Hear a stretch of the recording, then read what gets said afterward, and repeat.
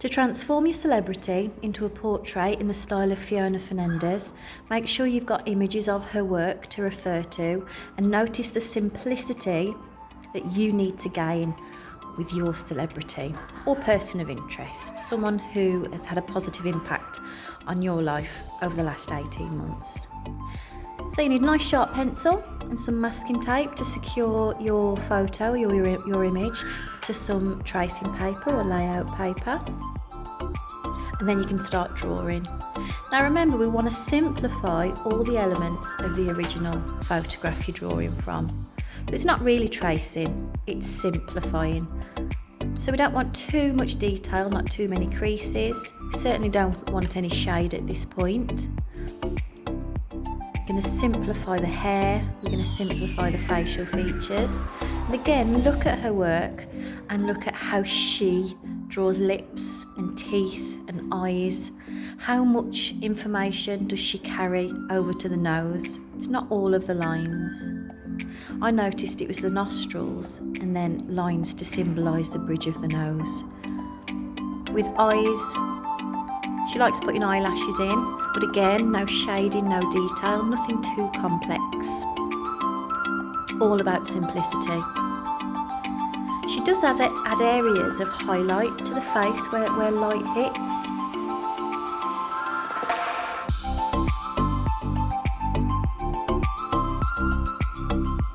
So with the hair, you'll notice on all of her illustration portraits, she divides them into sections. This is probably the most time-consuming part of your portrait. Now Beyonce, the celebrity used here, has got really curly hair in this image. So I've just divided the sections of her curls the best way I can. I've had to exaggerate in some instances, but certainly simplify in all instances. I think I'll speed the video up in a little while because I think you've got the gist by now.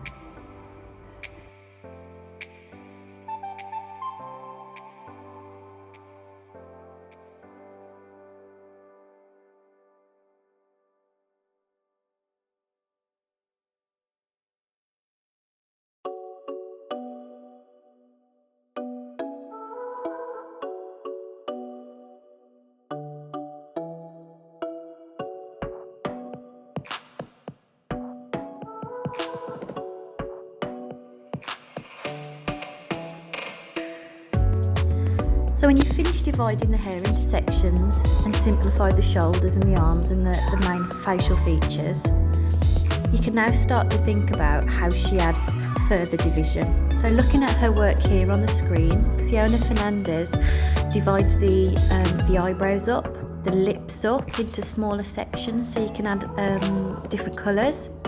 And as I mentioned before, she also adds areas of highlight using very slight change of tonal differences. You can see there I'm dividing the lips, all to give me smaller sections to add different colours in the style of the artist.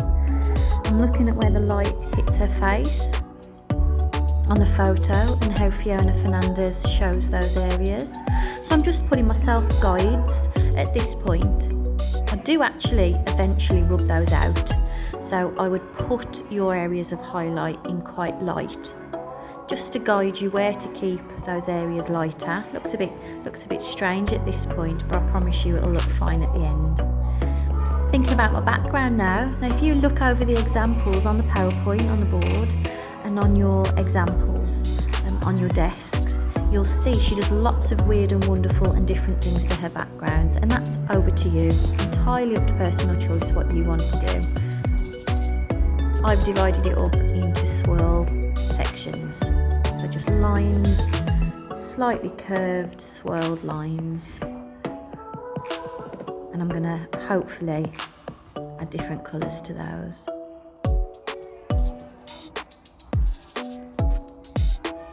Just sped the video up a little bit to move things along.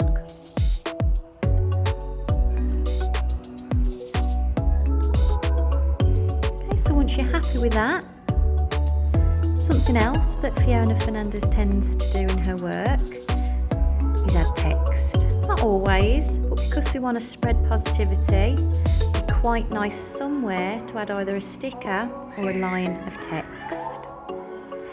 Now it's the fun bit. You can start adding your colours. Now I did contact the artist Fiona Fernandes to ask her for some advice for you guys, and her main snippets of advice were: keep your colour palette minimal, no more than 4 or 5 colours. So I've chosen 3 for the hair and the clothes and the text, and then I alternate with a different colour palette of 2 further colours for the background. Tried to look at her work and replicate what she does. Got a rainbow effect in the hair, and the eyebrows and the lips.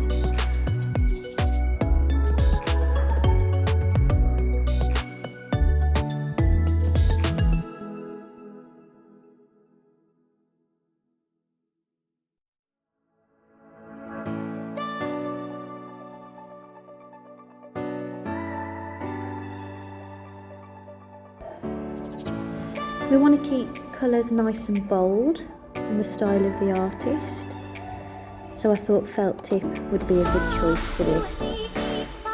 Because we want to contour the face and add highlights, I do switch to crayon for this. You can keep felt tip, but I thought crayon gave me that option of different tones of the same colour by pressing lighter and harder.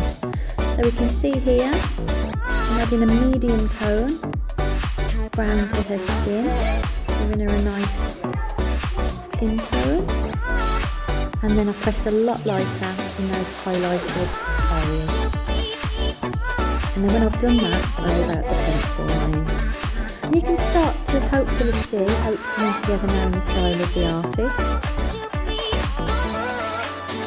But it still looks a little bit wishy-washy. You won't find that term in the dictionary, but you know what I mean.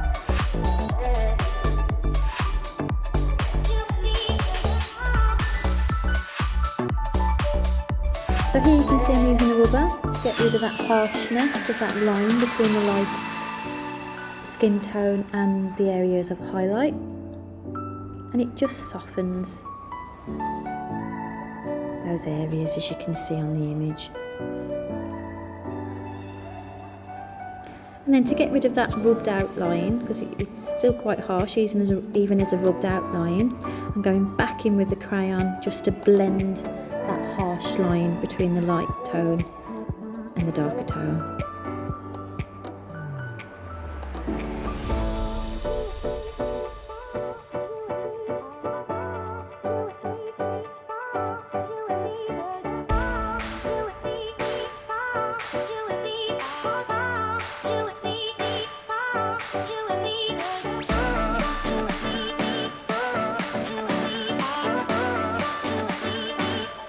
So your last thing to do that really brings this illustration to life is to go around every detail with fine liner, as in the style of the artist. Quite time consuming, but it's worth taking the time to get it precise, lots of precision with a pen. Go around every feature, every eyelash. Don't go around the areas of highlight on the skin, because the artist doesn't do that, but she does tend to go around everything else. And I've spread the video up here, as you can see, and I'm sure you'll agree by the end of it, the portrait has really come to life in the style of the artist. Now remember, we're only working in the style of the artist, we're not copying her, we're just exploring her style of illustration, and hopefully you've really enjoyed that. And remember, the point of this was to spread positivity, to celebrate somebody in your lives who has brought positivity during the crazy times of COVID.